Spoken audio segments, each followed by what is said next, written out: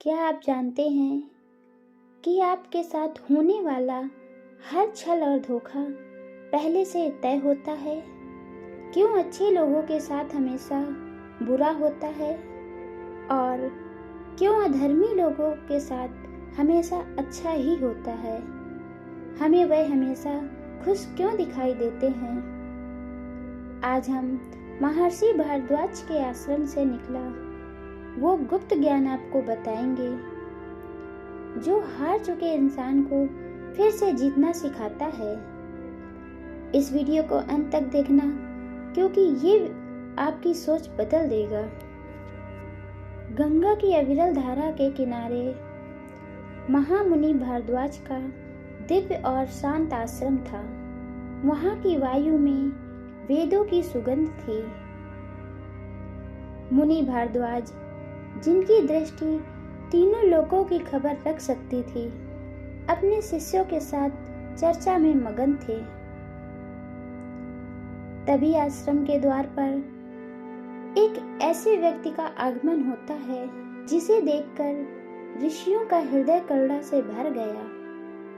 वह एक युवक था, लेकिन उसका शरीर और चेहरे पर वृद्धावस्था जैसी थकान थी।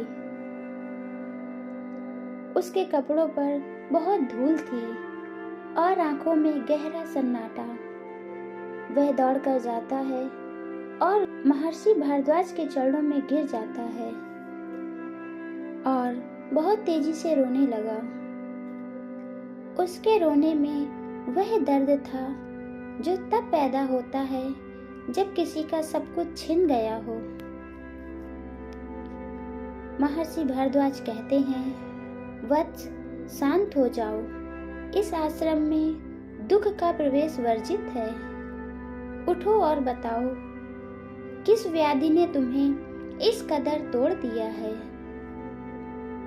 क्या तुम संसार के प्रहार से डरे हुए हो या अपनी ही नियति से लड़ रहे हो? युवक बहुत ही दुखी आवाज में कहता है, ऋषिवर, मैं न्याय मांगने आया हूँ। मैं एक साधारण गृहस्थ हूँ। मेरी पत्नी, जो साक्षात लक्ष्मी का स्वरूप थी, वह असाध्य रोग के कारण मुझे अकेला छोड़कर चली गई। मैं अभी उस शोक से उबरा भी नहीं था कि मेरे सगे संबंधियों और कुछ पड़ोसियों ने मिलकर मेरी लाचारी का लाभ उठाया है। उन्होंने नकली दस्तावेजों के बल पर मेरी पुश्तैनी भूमि और मेरा घर भी छीन लिया, जहां मेरा बचपन बीता था। आज मैं दर बदर की ठोकरें खा रहा हूँ। क्या अभी भी धर्म जीवित है? प्रभु, अगर धर्म जीवित है तो मुझ जैसे निर्दोष के साथ ऐसा क्यों हुआ? महर्षि भारद्वाज कहते हैं, पुत्र, तुम्हारी पीड़ा वास्तविक है, पर तुम्हारी समझ अधूरी है।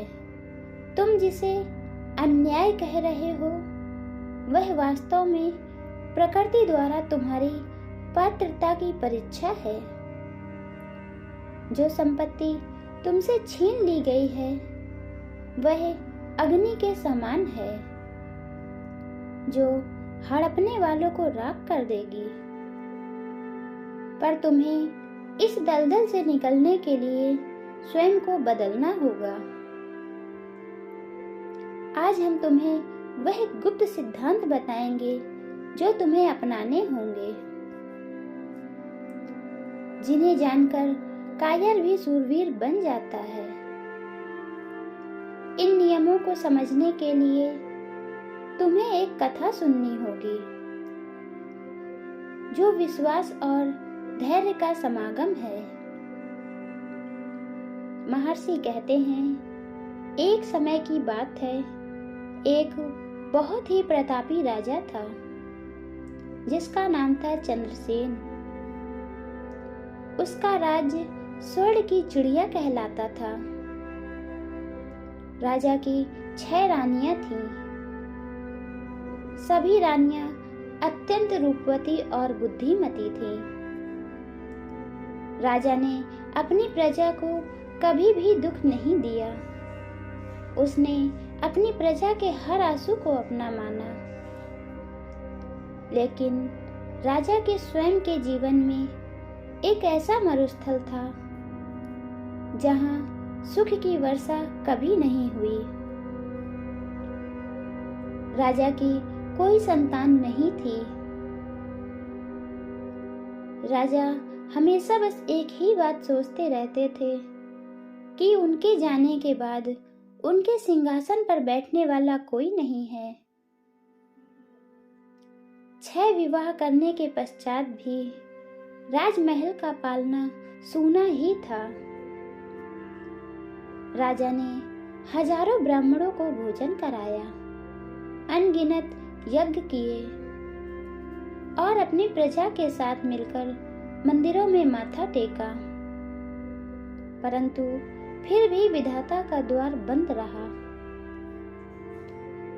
राजा चंद्रसेन भगवान के सामने जाकर बैठते हैं और कहते हैं, हे नारायण, क्या मेरा अपराध इतना बड़ा है कि मेरे वंश का दीपक हमेशा के लिए बुझ जाएगा?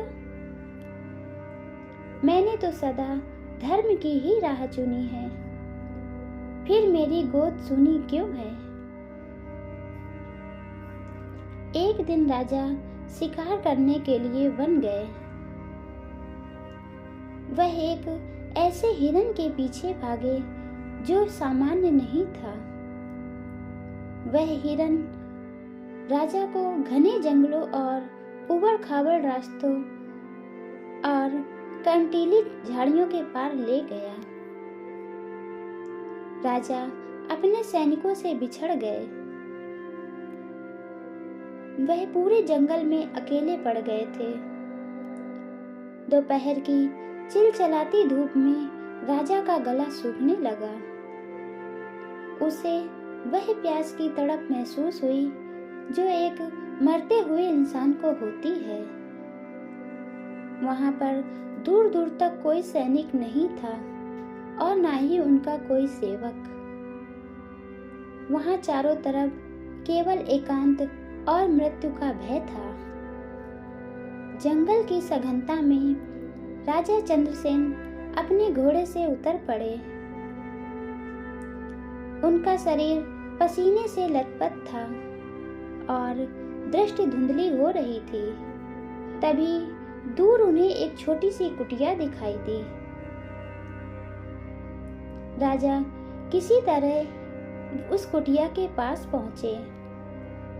उन्होंने देखा कुटिया के बाहर एक वृद्ध सन्यासी ध्यान मुद्रा में बैठे थे। राजा ने लड़खड़ाती आवाज में कहा, महात्मन, क्या हमको जल मिलेगा? सन्यासी ने अपनी आंखें खोली और राजा को एक मिट्टी के पात्र में जल दिया। पानी की एक एक बूंद राजा के लिए अमृत के समान लग रही थी। जल समाप्त होने के बाद राजा ने उस सन्यासी को प्रणाम किया और उन्हें अपना परिचय बताया। सन्यासी कहते हैं, राजन, तुम इस वन मार्ग में भटके नहीं हो, बल्कि विधाता तुम्हें यहाँ खींचकर लाया है। तुम संतान की चिंता में गल रहे हो, लेकिन क्या तुमने कभी सोचा है कि तुम्हारी प्रजा ही तुम्हारी सबसे बड़ी संतान है? जिस दिन तुम फल की चिंता छोड़कर केवल कर्म को ईश्वर को समर्पित कर दोगे, उसी दिन तुम्हारी सूनी गोद भर जाएगी। सन्यासी के इन शब्दों ने राजा के भीतर के अंधकार को मिटा दिया। वे अब समझ चुके थे कि अब तक वे अहंकार के साथ दान पुण्य कर रहे थे। उन्होंने सन्यासी को वचन दिया कि अब वे फल की चिंता को त्याग कर केवल धर्म का पालन करेंगे। महर्षि भारद्वाज उस युवक से कहते हैं, तुमने इस कथा को ध्यान से सुना। अब मैं तुम्हें वह 7 नियम बताने जा रहा हूँ जो किसी भी हारे हुए व्यक्ति को सम्राट बना सकते हैं। महर्षि कहते हैं, पहला नियम, जब तुम्हारा घर छीना गया तो तुम टूट गए, बल्कि नियम तो यह कहता है कि सुख में उछलो मत और दुख में इतना मत बिखरो। जो मन स्थिर रहता है वह जीत पाता है। दूसरा नियम, समय की प्रतीक्षा करो। हर बीज को वृक्ष बनने में समय लगता है। आज तुम्हारा बुरा समय है, इसका यह मतलब नहीं है कि तुम्हारा आने वाला समय भी बुरा ही होगा। धैर्य ही सबसे बड़ा शस्त्र होता है। तीसरा नियम, शत्रु को कभी छोटा नहीं समझना चाहिए। तुम्हारे पड़ोसियों ने तुम्हारे साथ छल किया क्योंकि तुमने उन्हें कभी कमजोर समझा था। शत्रु की चालों पर नजर रखो, परंतु अपनी योजना को गुप्त बनाकर रखो। चौथा नियम, संगति का शोधन करो। कौवे की संगति में रहने वाला हंस भी अपनी गरिमा को खो देता है। उन लोगों को अपने जीवन से निकाल फेंको जो केवल स्वार्थ के लिए तुमसे जुड़े हुए हैं। पांचवा नियम, वाणी पर नियंत्रण होना बहुत जरूरी है। क्रोध में बोले गए शब्द कभी लौटकर नहीं आते।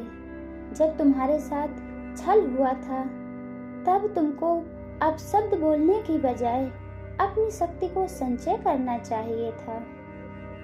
छठा नियम, ईश्वर पर पूरी तरह से समर्पण करो। जब अर्जुन ने गांडीव छोड़ दिया था तब भगवान श्री कृष्ण ने कहा था, स्वयं को मुझ में लीन कर दो। तुम लड़ना बंद कर देते हो तब ईश्वर तुम्हारे लिए लड़ना शुरू करता है। सातवां नियम, निरंतर कर्म करना चाहिए। हाथ पर हाथ रखकर रोने से तुमको तुम्हारी जमीन वापस नहीं मिलेगी। उठो और धर्म के अनुसार पुनः पुरुषार्थ करो।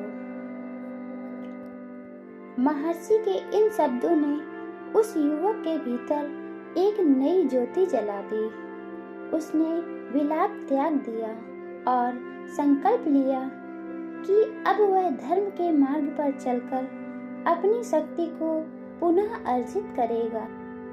जब वह आश्रम में आया था तब एक दुखी इंसान बनकर आया था और जब वह आश्रम से गया तो एक नया इंसान बनकर बाहर निकला। दोस्तों, इस कहानी का सार यही कहता है कि परिस्थिति चाहे कितनी भी विपरीत क्यों ना हो, ईश्वर पर विश्वास और अपने कर्मों की शुद्धता कभी नहीं छोड़नी चाहिए। अगर आज आपको लगता है कि आपके साथ अन्याय हुआ है तो याद रखिए, भगवान श्री कृष्ण का न्याय अभी बाकी है। वह आपके साथ गलत कभी नहीं होने देंगे। यदि आपको यह कथा पसंद आई हो तो कमेंट में जय श्री कृष्ण जरूर लिखें और इस वीडियो को अपने उन मित्रों के साथ जरूर शेयर करें जो आज कठिन समस्या से गुजर रहे हैं। हमारे चैनल को सब्सक्राइब करें और ऐसे ही दिव्य ज्ञान के लिए हमारे साथ जुड़े रहें। धन्यवाद।